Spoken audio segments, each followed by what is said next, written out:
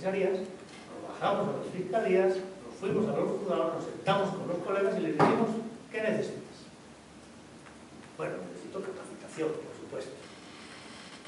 Pero además es que no puedo hacer escuchas telefónicas porque no tengo los equipos. Y no puedo cuidar de mis testigos y siempre me los matan porque tengo un programa de protección de testigos que consiste básicamente en que el testigo lo metemos en un hotel de mala nota de la zona antigua de la ciudad, donde los narcos llegan y lo ejecutan antes de 24 horas. Y no tengo ninguna técnica moderna de investigación, pues que además no sé cómo usarlas.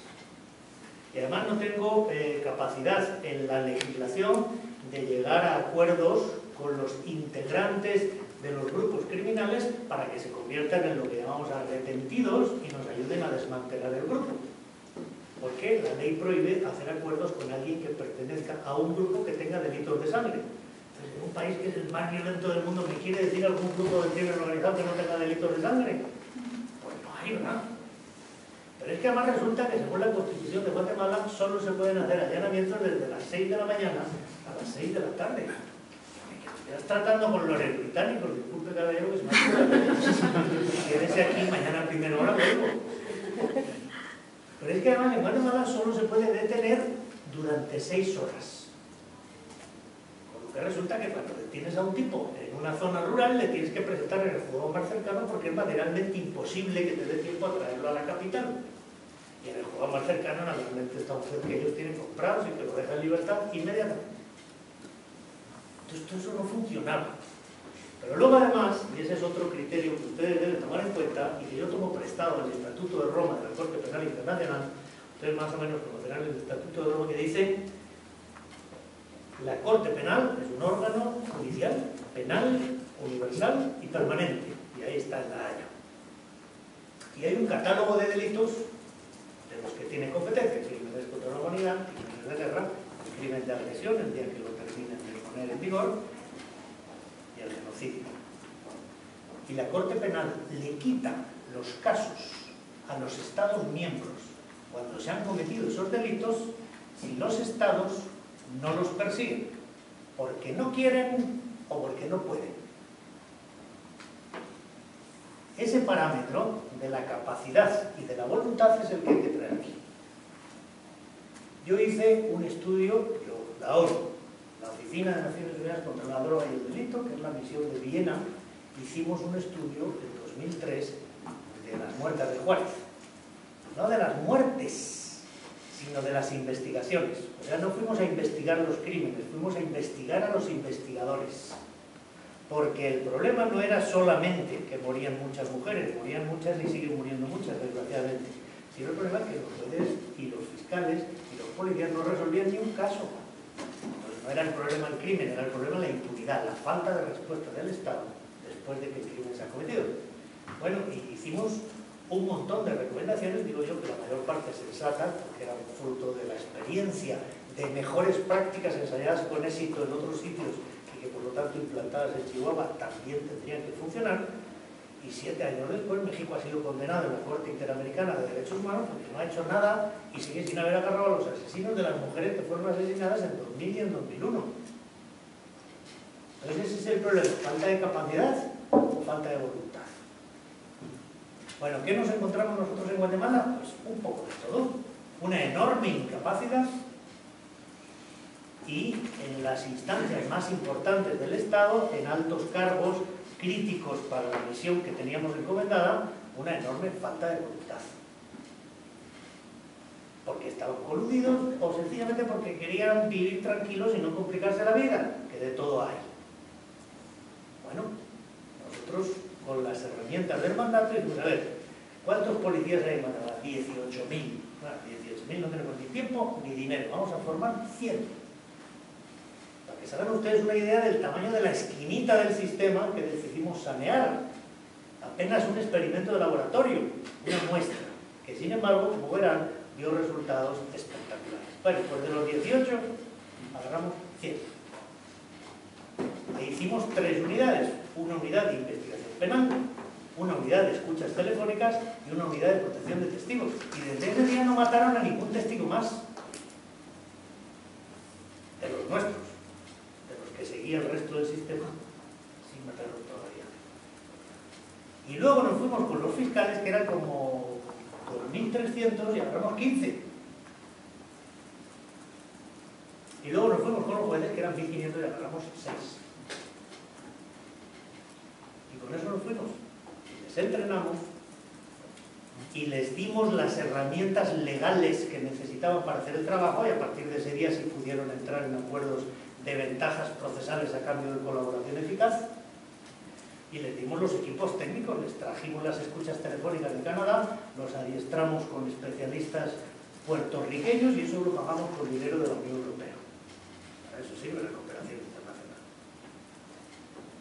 Y cuando ya teníamos unos cuantos policías que sabían investigar, otros que se cuidaban de los testigos y otros que andaban 24 horas escuchando las conversaciones de los malos, pues empezamos a tener algunas posibilidades de éxito en algunos de los casos.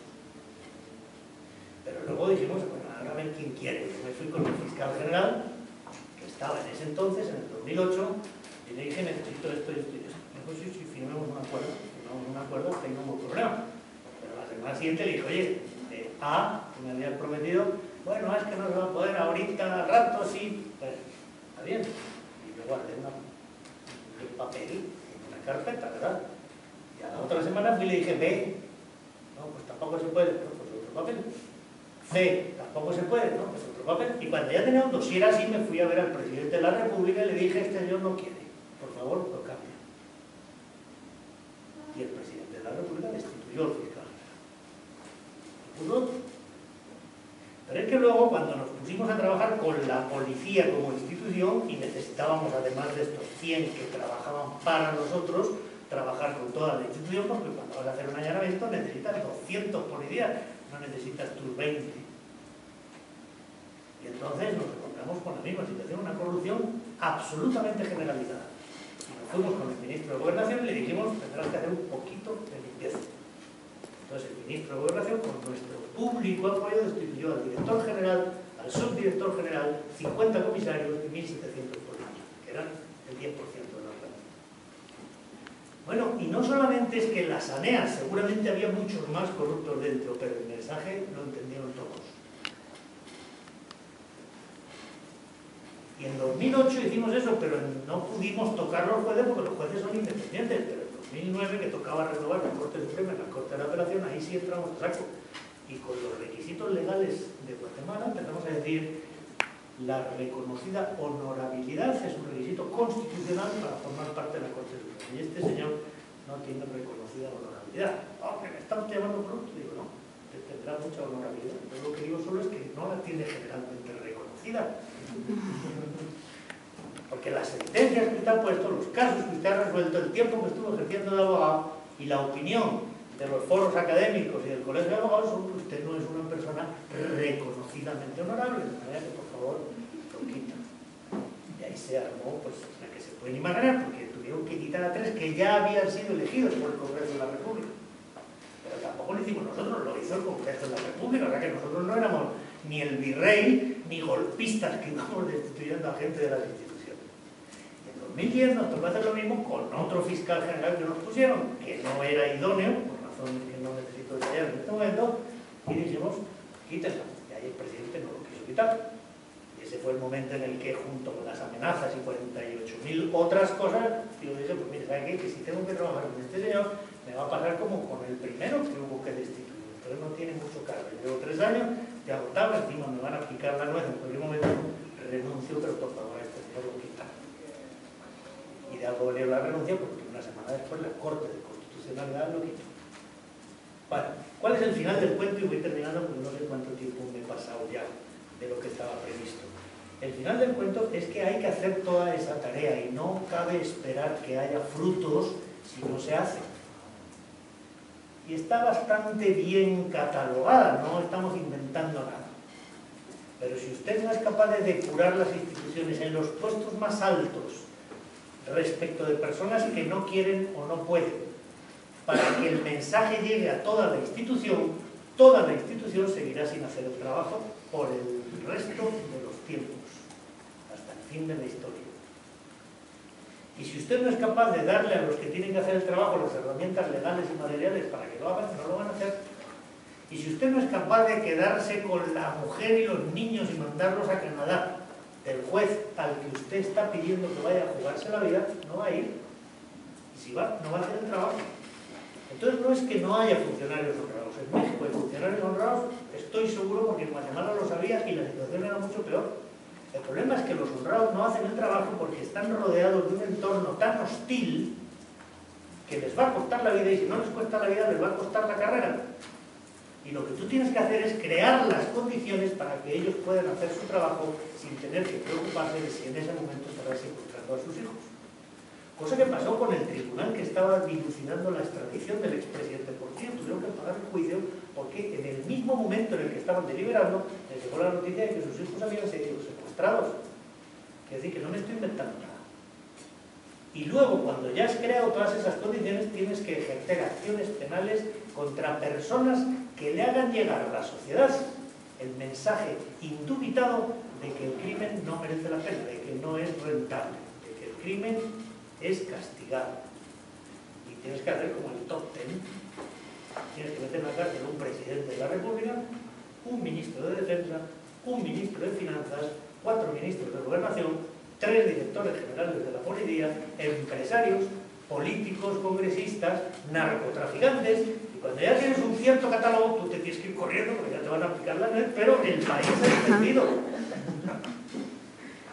Y la institución, en este caso las Naciones Unidas, lo que tiene que hacer es reemplazarte como reemplazas tú las pastillas del freno cuando las gastaste frenando. Bueno, ponemos nuevas pastillas, pero el coche sigue y va a frenar y también va a acelerar. Ese es el mensaje. ¿Qué necesita México? Eso. No cortes especiales en el sentido de que sean una jurisdicción de excepción que no aceptaría el Convenio Interamericano de Derechos Humanos, pero una corte con capacidades especiales, con competencia en todo el territorio nacional, de jueces mimados, cuya familia seguramente estará en Europa, en Estados Unidos o en Canadá, que puedan hacer el trabajo por el periodo de tiempo imprescindible hasta que se queme y entonces los sacas a ellos a reunirles con sus familias y que permitan que la sociedad mexicana reciba el mensaje que ahora no está recibiendo.